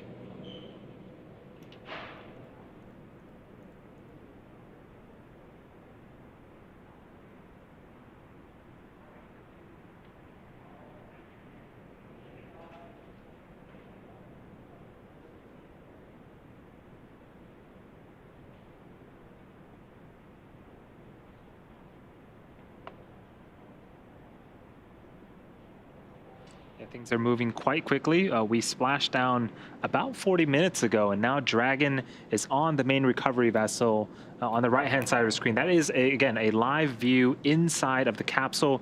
You can't see their faces, but on the left-hand side of that shot, that's Jared Isaacman, the mission commander. To his right is Dr. Sian Proctor, the mission pilot. To Dr. Sian's right is Chris Sembroski, the mission specialist. And to Jared Isaacman's left is Hayley Arceneaux, the medical officer of the mission.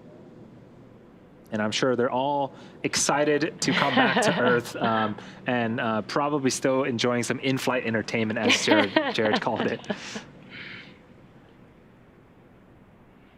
Yeah, what a crew for this mission. Just such incredible individuals, raising money for St. Jude Children's Research Hospital, doing science experiments while out in orbit.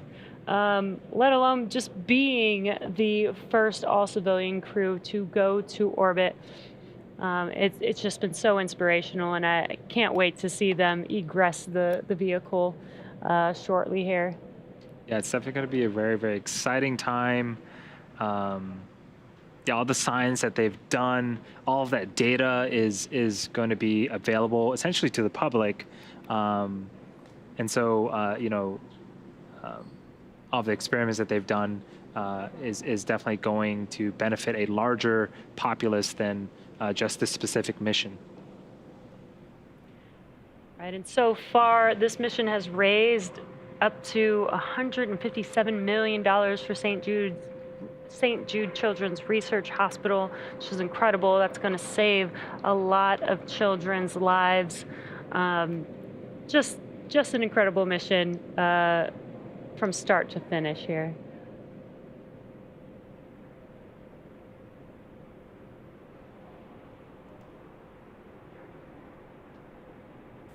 Dragon, stand by for side hatch opening and egress. This will be our last call from you. Congratulations, Inspiraton4 crew. Signing off.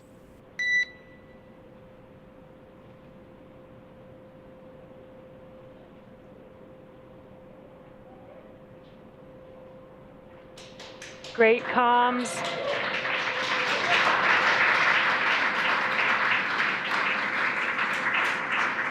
There you can see the side hatch is now officially open, and some exciting waves from the crew.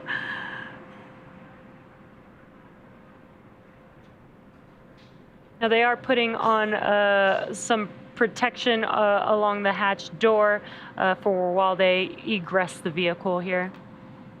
So we have members of the recovery team inside the capsule with the crew members. They're doing some checkouts, make sure everything is good before the crew can exit the capsule. But this is certainly very, very exciting. Again, that hatch has been closed and sealed for 3 days. This is the first time it's opened since we lifted off Wednesday, September 15th. And we have some fist pumps from Jared. I'm sure the entire crew is super excited. Could see them waving.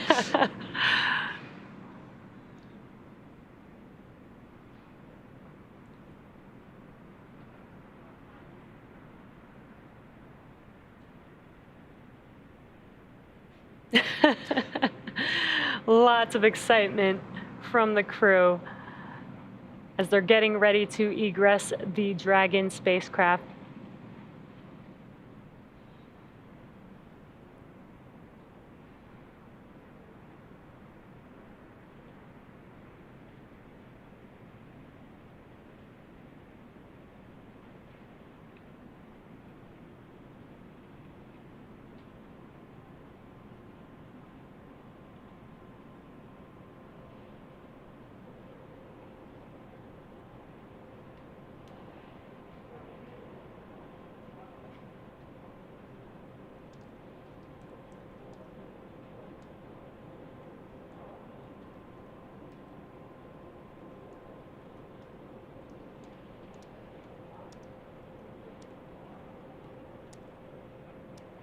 It looks like they are taking their tablets from each of the crew members in preparation for this egress.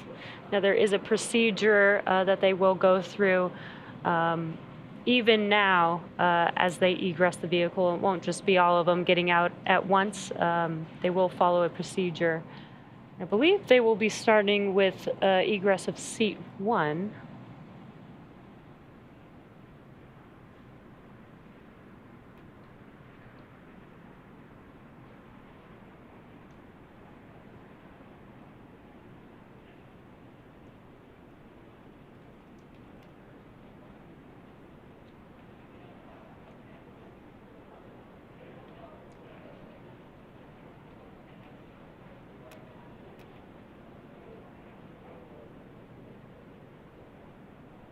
If you're just now joining us, you are tuned into the Inspiration4 all-civilian mission to orbit with the Inspiration4 crew back home on Earth, getting ready to egress the Dragon vehicle here shortly.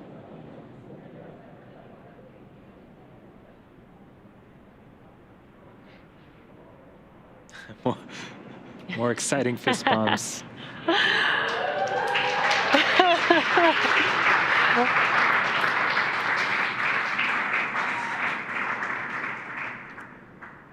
And this is such a great shot. How incredible. Some hearts. Love it. Again, that was the crew members of Inspiration4, as excited as ever. They are back on Earth on the recovery vessel, just waiting to exit the Dragon spacecraft.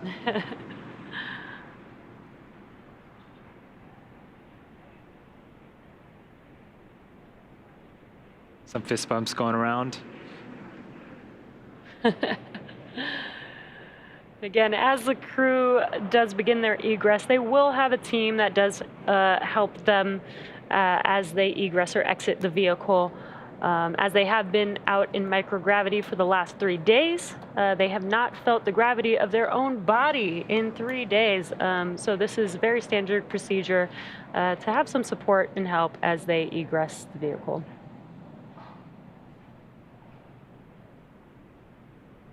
Right now, it looks like they are removing the footrests at the bottom of their seats. This will give them some space as they exit. Yeah, that is a good thing to note that when we land, we also recline the seats back down to make it a little bit easier for the astronauts and crew members to exit the vehicle.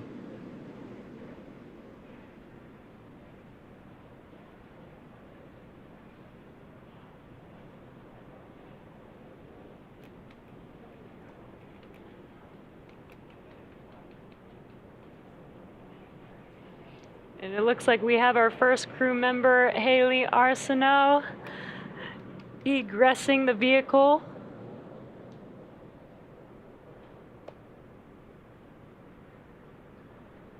She was sitting in seat 1 to the left.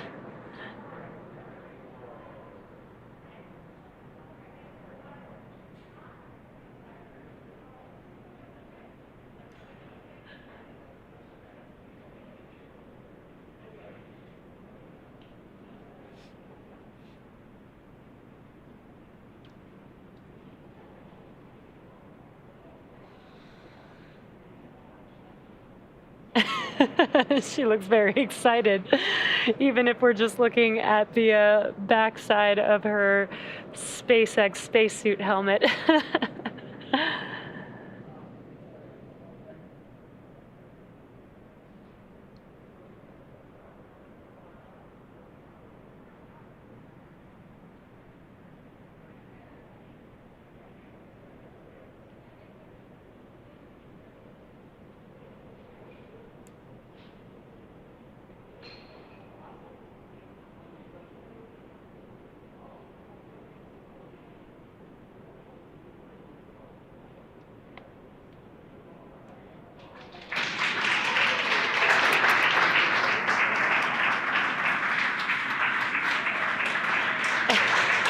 And there she is.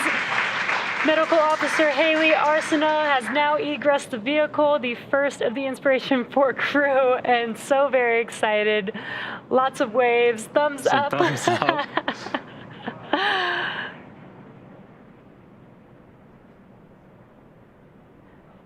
getting a little photo up.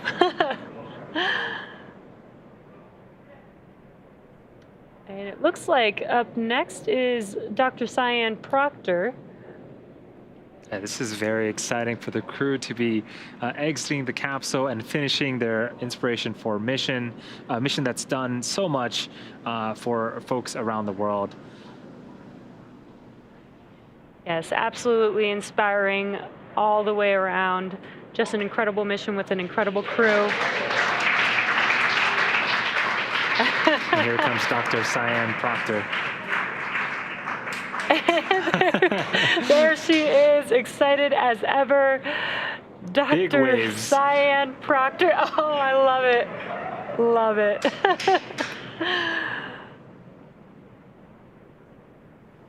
Just strutting on down. I know, no problem at all.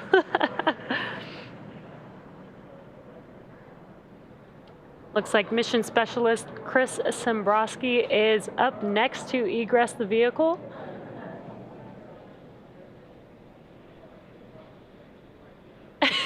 Looks like some dancing there.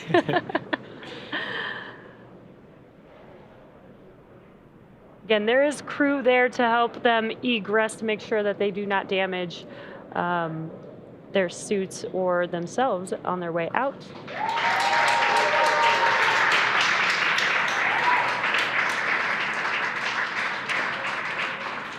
And that is Chris Sembroski, again, the mission specialist.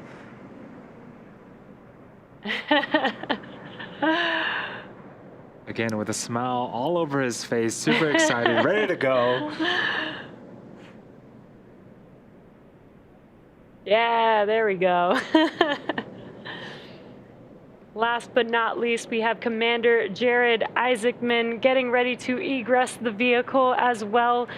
The final fourth Inspiraton crew member of the first all-civilian crew mission to orbit. And what a way to close it out. He was really the person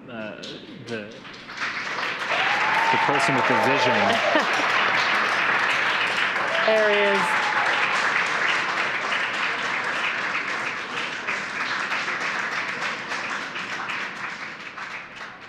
Commander Jared Isaacman of the Inspiraton crew. So excited.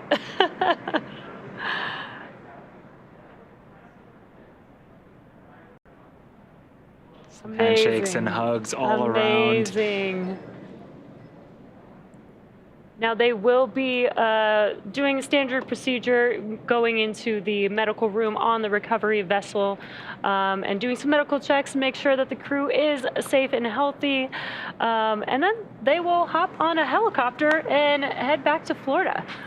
Yeah, well, now that Jared, Hayley, Sian, and Chris are safely back home on Earth, and getting checked out by our medical team, we're going to wrap up our live coverage of their historic return.